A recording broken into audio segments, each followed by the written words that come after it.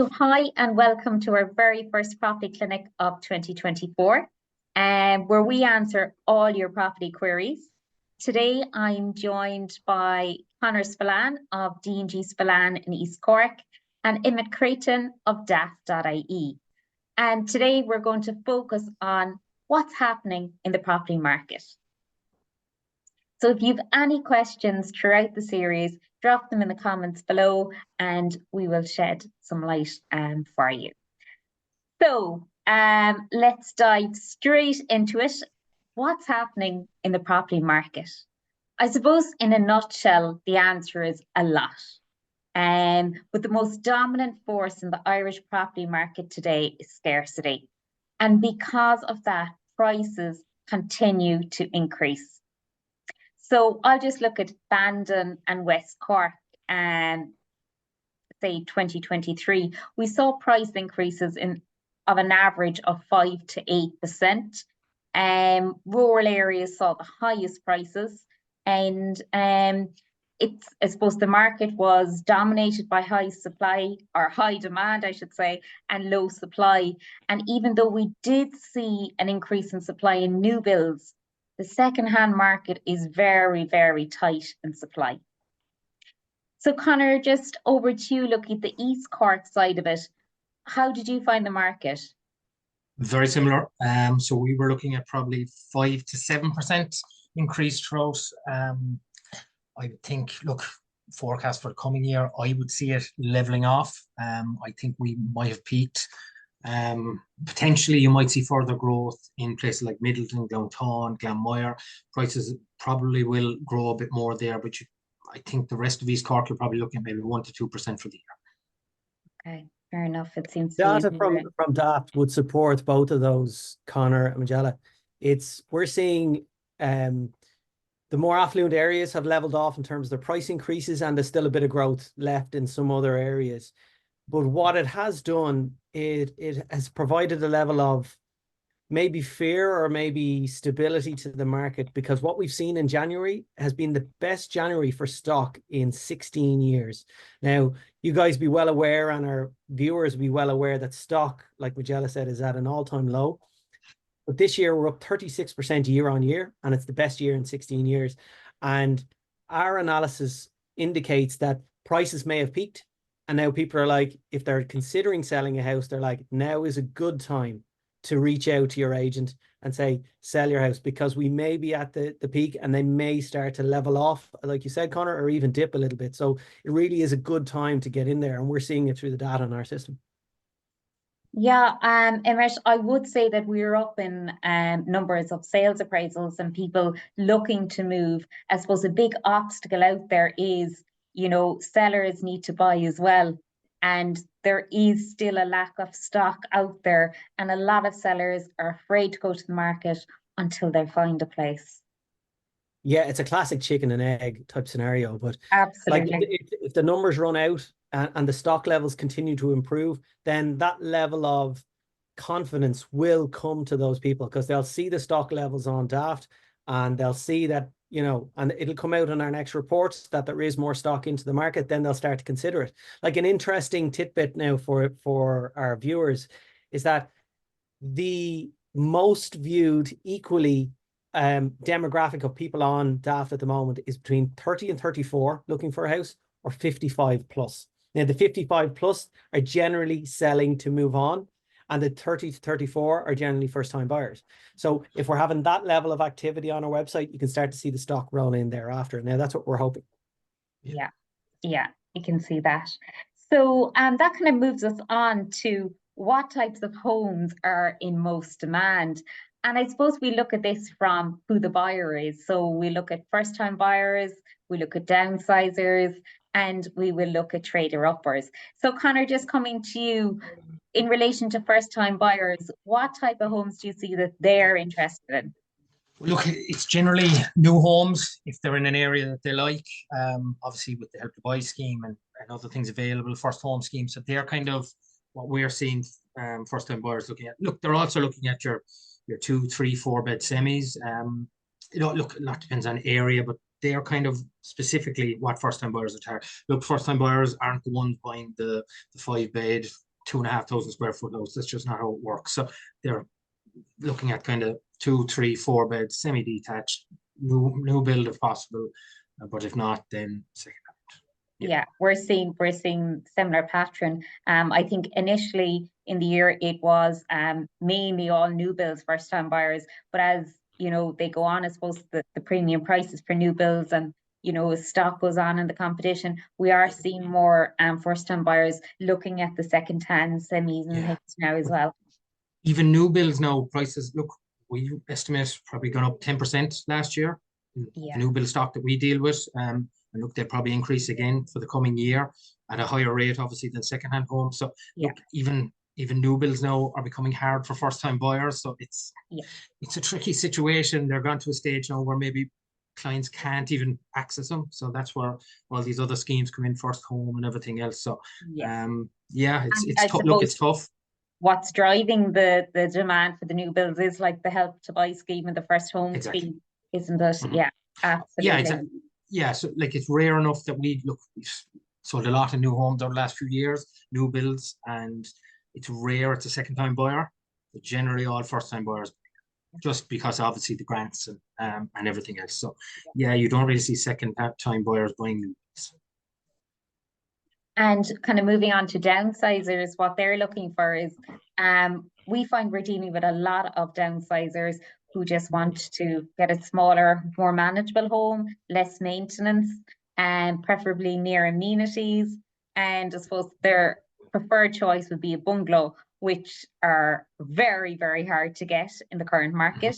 And I suppose moving to trader upwards, then what we're seeing is they're normally in their semi-detached in the estate, their family is growing, they want to get a bigger home with more space, bigger garden, the extra bedroom, and most of them want to stay in the locality they're in because the kids are in the local schools. And that again, it's very hard to find that type of stock, because I believe there's a blockage of supply in the market, in the second-hand market, because downsizers can't find their suitable property, so they're sitting still. Trader uppers are sitting still because of the lack of supply of what we could call, we'd say, the type of homes that downsizers are living in at the moment. So it's kind of a standstill and a blockage in the market at the moment there. But look, the advice I'd give someone that's thinking of downsizing is, look, go speak to your agent, get your own home valued, potentially speak to a mortgage broker, potentially about a bridging loan or maybe a second mortgage, and then you can sell your own home when you find some. So there is options there, but it's just the majority of them will need to sell to buy.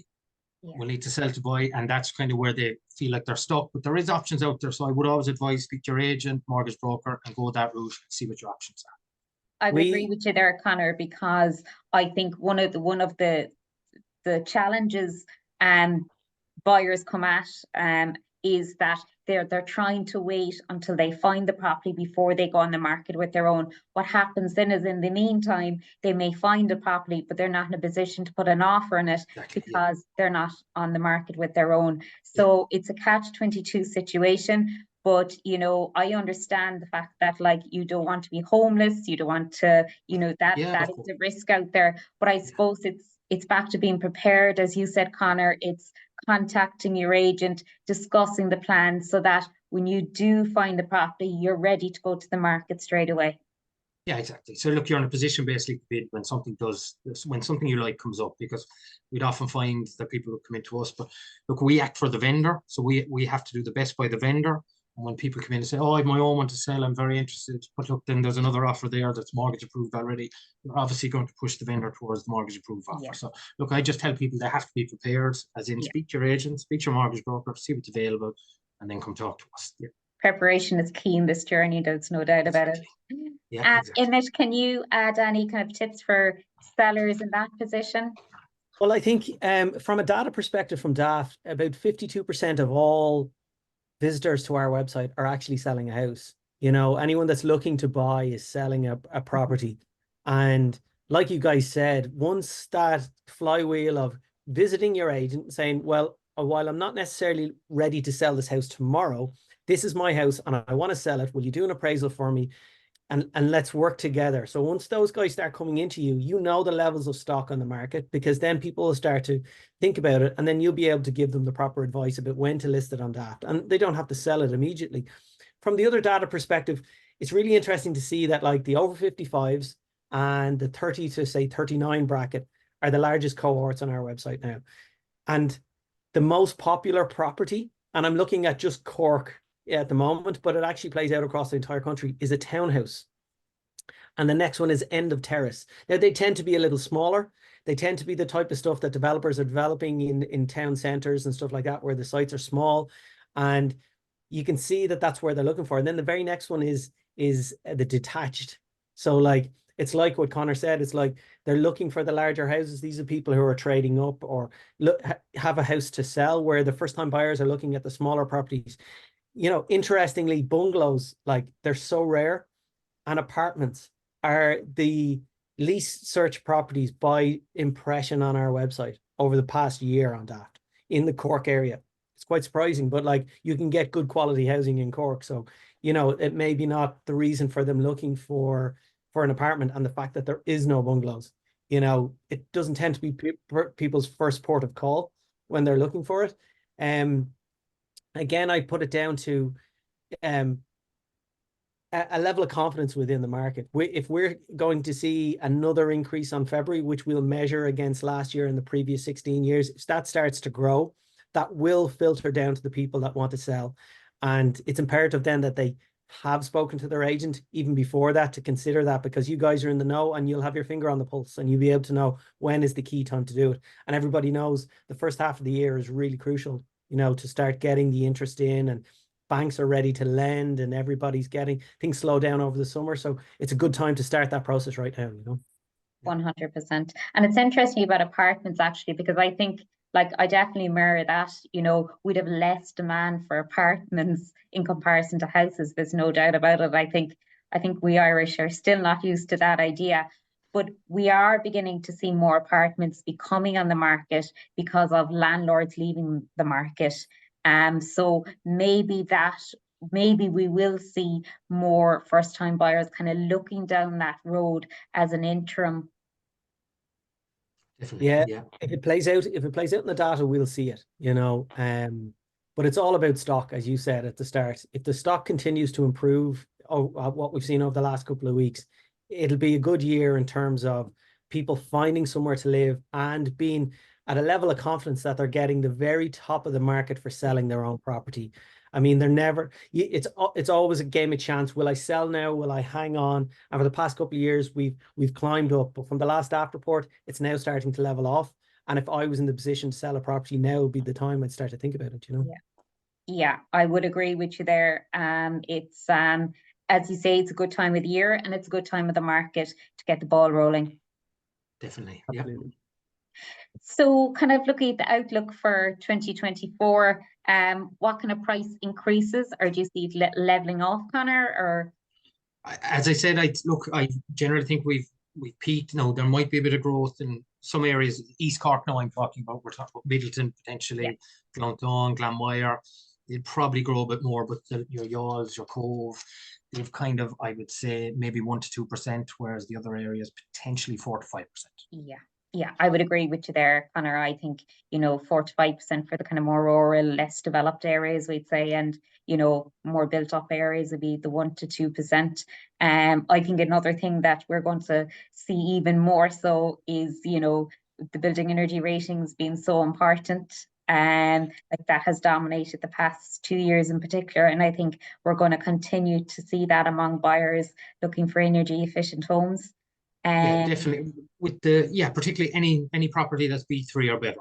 They will get the green mortgage. We'll always have more viewers on properties that are B3 or better than we will on a house that's C1. It's just because of green mortgages, everything that's available to the client because of the good rating. Yeah. So yes, they're becoming more and more and more important. Yeah. And it's amazing how we've moved on, because I remember when they came out first, the building energy rating, they were just, a piece of paper, nobody knew what they were, or it didn't matter. But now it's nearly one of the first questions people will ask you or look for when they're searching is the BER rating. That and fibre broadband. Yes. You'd be amazed. They're the two questions we get asked the most. VRs and fibre Absolutely. broadband. From somebody who's working remote almost always, like it's the first thing I look for is like fiber broadband. Does it have it? The area good? And then I look at the BER because I know how expensive oil and gas are, you know. Yeah. Definitely. Yeah. It's all sustainability in the end of the day, isn't it? Absolutely. And it's the bottom line. People are considering what they can afford and what they can borrow for and what their standard of living. Like we discussed previously, Majella, like what are people looking for when they're buying their house? And you gave me some great insights into that. And we've some insights to share on that too. I know you received a question prior to this about whether they should buy for their current needs or for their future needs. So we had a question because we always welcome questions to come in. And one of the questions that came in was from a family. Should we plan location now for kids, schools and activities, or more long-term for retirement years as time flies by? So it's a very interesting question. Yeah, and I'm really interested to hear your guys' take on it, because in a previous profession as a solicitor, I would have been asked this as well, and I would have no experience. But now working with DAFT, what we found, and I'd like to hear what you guys say, but what we found is that people tend to buy and sell houses between 7 and every 12 years in Ireland. So if you're buying a house, you need to consider where your life will be at in 10 years' time, because this is the house you're more likely to be in. So buying something right now, say that sounds like a younger couple who are considering a family, and buying an apartment right now may not be the right move, because if they're considering a family really closely, we don't tend to buy a new house for another 10 years, you know? Yeah. So that would always be where my head was at, you know. You buy for where you think you'll be in the future, you know? Yeah, and I think sometimes it's hard you know, when you go in and you see a lovely home and you think, yeah, this is perfect now, but you really have to think ahead, don't you? Well, look, as a dad of 4, what I'd recommend that client is I'd tell them buy somewhere close to schools and amenities for the kids rather than thinking long term. You can always go that route later on, but for quality of life, that you're not in and out the road and constantly moving, get something close to where the kids' amenities are in schools. Very important. Yeah. And look, the option is always, you can always go again, as Emmett said, in 7, 10, 12 years, whatever it is, when the kids are growing up. But for quality of life, while they're young, for most enjoyment, I'd say close to amenities. And that type of property that you buy close to schools and amenities will always be a good seller. And will always hold its value. Yeah, it will always hold its value. Yeah. There'll be somebody else with 4 kids who was coming in and need that too, and they got good advice from their agent to say, you need to buy this. Absolutely. So just to kind of sum up where we see the market going is, you know, Conor, would you just like to kind of add in where just one sentence, maybe how you'd sum it up? Well, look, Emmett's kind of made me a bit more positive than I was coming on in relation to stock levels increasing on DAFT. We are very much optimistic on this side of the fence here, and we hope it translates out, you know, and we'll make sure we tell everybody how the numbers are working, you know. Yeah. Well, look, I'm with Emmett on that, so we're all in for a good 2024. Yeah. Good. And yeah, absolutely. So the key message to people thinking of selling is now is a good time. Prices are premium prices are being achieved, and you know, if you're thinking of selling, it costs nothing to speak to your agents. Give your agent a call, see, look, they'll come out, they'll do a free sales appraisal for you, and you can take it from there then after this. Lovely. So Conor covers the East Cork area, and we put Conor's contact details up in the post as well. And I cover kind of Cork, Bandon, West Cork area. So we'd be more than happy to speak to you. And, you know, as Conor says, it costs nothing to speak. And we understand that it takes a long time sometimes to make a decision, but it's just to get the ball rolling. So thank you very much, Conor and Emmett. Thank you, Majella. Thank you. And I suppose the big exciting news is that we're launching our in-person property clinic in March, which is going to be held in Bandon in our office. And we're going to be joined by DAFT and iProperty Radio and a panel of industry experts like solicitors, engineers, mortgage brokers to answer all your questions and provide you with a step-by-step guide to buying and selling a property. So stay tuned, and if you have any questions, send them in to us, because that's what we're here for, to answer your questions.